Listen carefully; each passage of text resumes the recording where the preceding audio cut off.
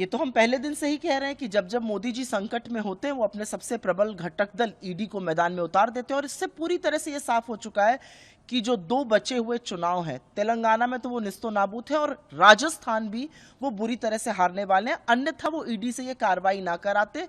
ये सिर्फ डिस्ट्रैक्ट करने के लिए, सिर्फ मुद्दे से भटकाने के लिए कार्रवाई कराई गई है। लेकिन जैसा कि जवाहरलाल नेहरू जी द्वारा प्रकाशित अखबार जो स्वतंत्रता संग्राम की एक प्रमुख और प्रखर आवाज था, कहता है freedom is in peril and defend with all your might, हम बिल्कुल ऐसा करेंगे। अगर आप कानूनी तौर पर भी देखिए तो यहां पर कोई एसेट का ट्रांसफर नहीं हुआ है, यहां पर मनी का ट्रांसफर नहीं हुआ है, यहां कोई प्रोसीड्स ऑफ क्राइम नहीं है, यहां पर कोई शिकायत करता नहीं है, यहां पर किसी ने नहीं कहा कि उसके हक का हनन हुआ है। तो ये किस बात पे कार्रवाई हो रही है? ये एक राजनीतिक साजिश है, एक षड्यंत्र है।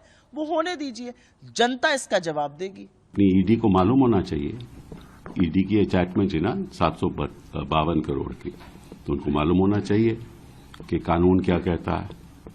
ये तो मालूम होना चाहिए ना। ईडी तो वकीलों के इशारों पे चलती है ना, वकील बताते होंगे उनको कि कानून क्या है।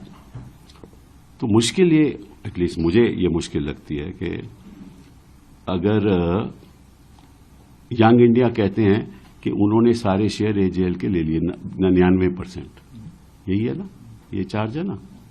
तो इसका मतलब वो एजेएल की प्रॉपर्टीज की जो संपत्ति है उसके वो तो हकदार बन गए, ठीक है ना। अगर मैं आपकी कंपनी में शेयर खरीदता हूं, मैं रिलायंस में खरीदता हूं, टाटाज में खरीदता हूं या अडानी की कंपनी में खरीदता हूं और मेरे पास 10 लाख शेयर है, तो मैं अडानी की प्रॉपर्टी का संपत्ति मेरे पास आ गई। शेयर होल्डर तो शेयर होल्डर होता है ना, संपत्ति तो कंपनी की होती है। शेयर होल्डर तो अपने शेयर बेच सकता है, कोई और खरीद सकता है। तो पहली बात कि ये कहना कि इनकी 752 करोड़ की जो एसेट्स हैं एजेएल के, उनके ये मालिक बन गए, कानून के आधार पे ये बिल्कुल ही गलत है, क्योंकि शेयर होल्डर कभी मालिक बनता नहीं। ये जो पूरी कहानी है नेशनल हेराल्ड की, वो क्या कहती है कि ये फैमिली सिर्फ पार्टी की लिगेसी और फ्रीडम मूवमेंट की लिगेसी नहीं कंट्रोल करती है, जो उस फ्रीडम मूवमेंट की जो प्रॉपर्टी लिगेसी है, मूवेबल प्रॉपर्टी है, इमूवेबल प्रॉपर्टी है, उसको भी अपना पर्सनल प्रॉपर्टी बनाती है।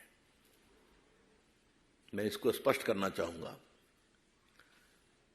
हमने कभी इसको डिस्प्यूट नहीं किया कि कांग्रेस पार्टी के नेताओं ने आजादी के आंदोलन में बड़ा काम किया, वो अतीत की बात है। वो आंदोलन हमारे परिवार की लिगेसी है, इसलिए अब कांग्रेस पार्टी का नेता परिवार से होगा। और दूसरा, उस आंदोलन से जुड़े हुए अखबार हैं, उनके शेयर हैं, उनकी प्रॉपर्टी है, वो भी हमारी प्रॉपर्टी है। यह है इस पूरे कहानी का सार।